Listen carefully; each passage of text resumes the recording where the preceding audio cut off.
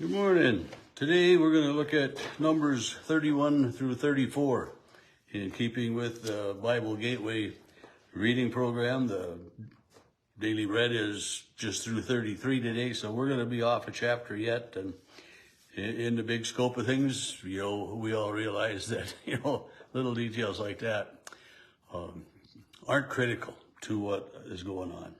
In chapter 31, God speaks to Moses and he says, go to battle against the Midians and drive them out. And this goes back to the end of chapter 25. I'm just going to look back there for a second. I should have had it marked, but verse 16 of chapter 25, the Lord said to Moses, harass the Midianites, defeat them, for they have harassed you by the trickery which they deceived you.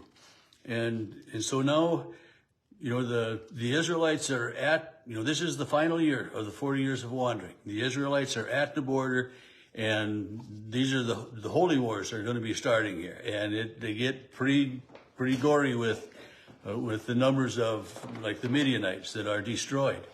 And these people that are just totally wiped out. But so God says to Moses, go against the Midianites. Take 1,000 men from each of the 12 tribes, out of the census that was taken when they got there just to the border. We just had a census here just a couple chapters ago. But take 1,000 men from each of the tribes. So 12,000 men, arm them and send them against the Midianites, and I will lead them. And rather than sending Eleazar, the high priest, along with them, send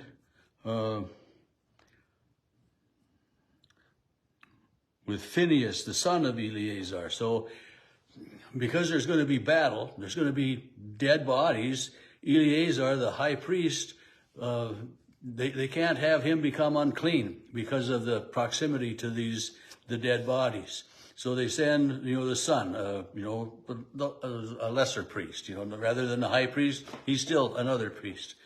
So they send them to battle along with the silver trumpets to blow the alarm and everything. And verse 7, it says, they did battle against Midian as the Lord had commanded.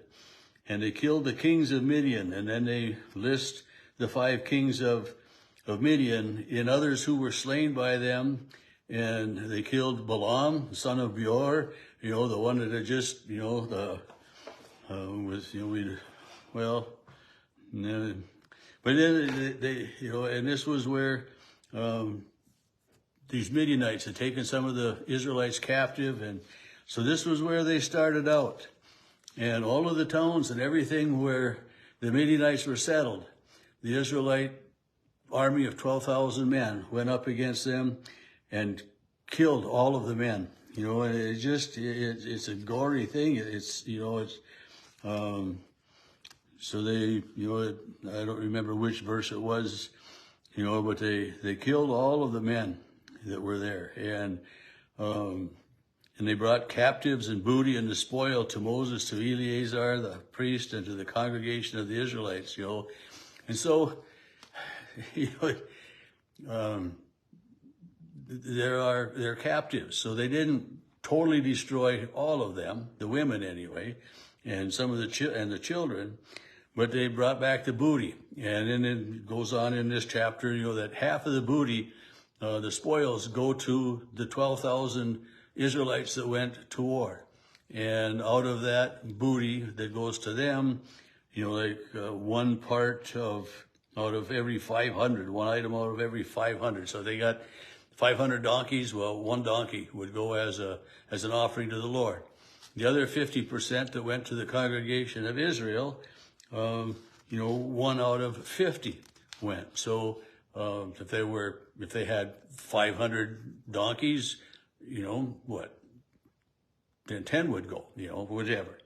So, but God had it spelled out that way. And, and it talks about, the 675,000 sheep, 72,000 oxen, there was a lot of booty. I mean, these Midianites had been there. They'd been living and farming the land and taking care of it. And so they had big flocks, big herds, and lots of numbers.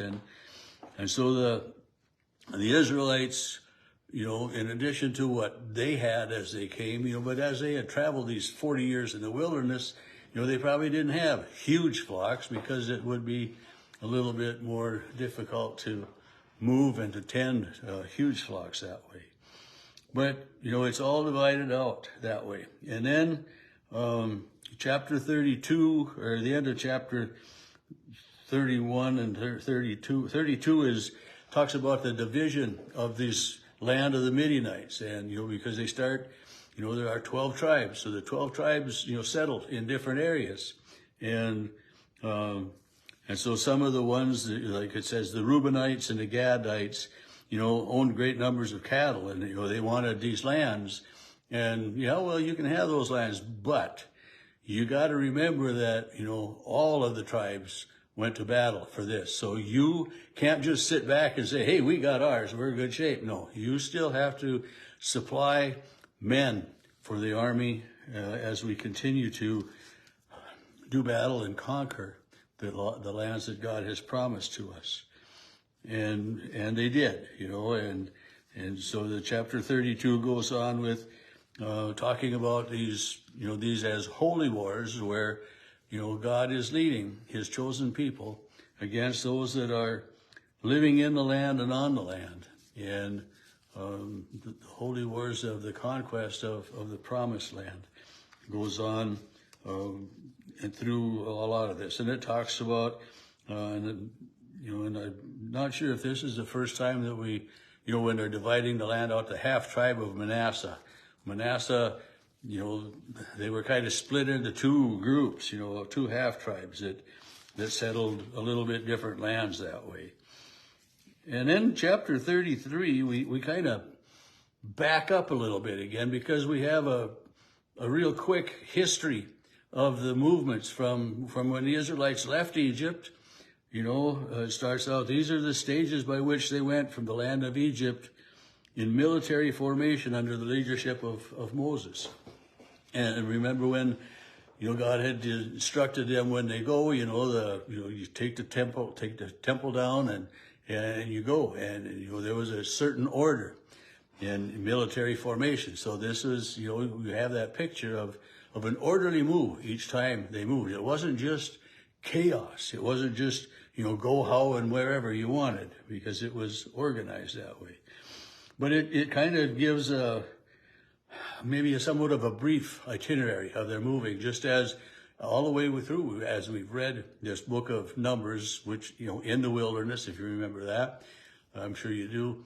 But just a reminder of how they've traveled and everything that went out. And like, verse 38 talks about Aaron going up Mount Hor at the command of the Lord to die there in the 40th year of the Lord, or of the wandering.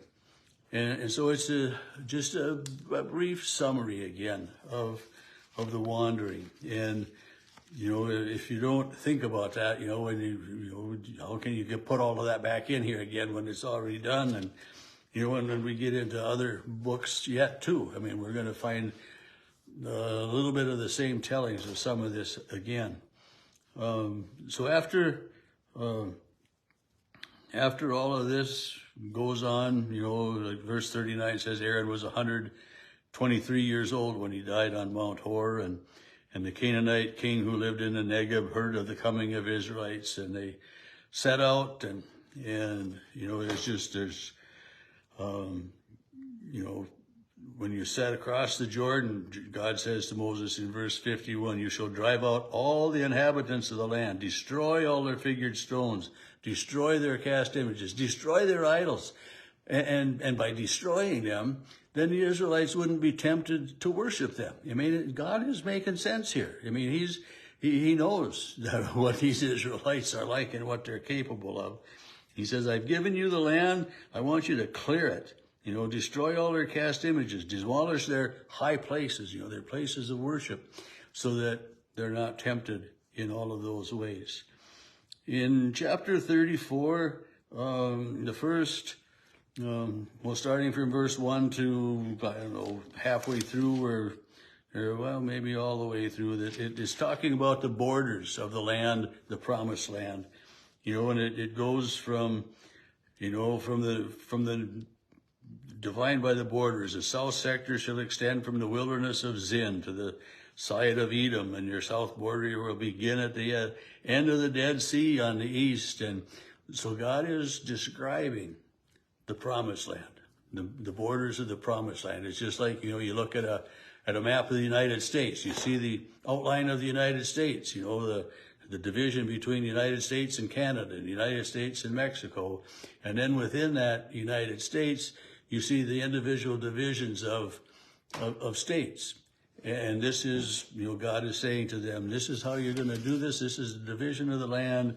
And as they conquer the lands, then the different tribes of Israel settle in different regions. Just that's why I referred to like the different states in the United States.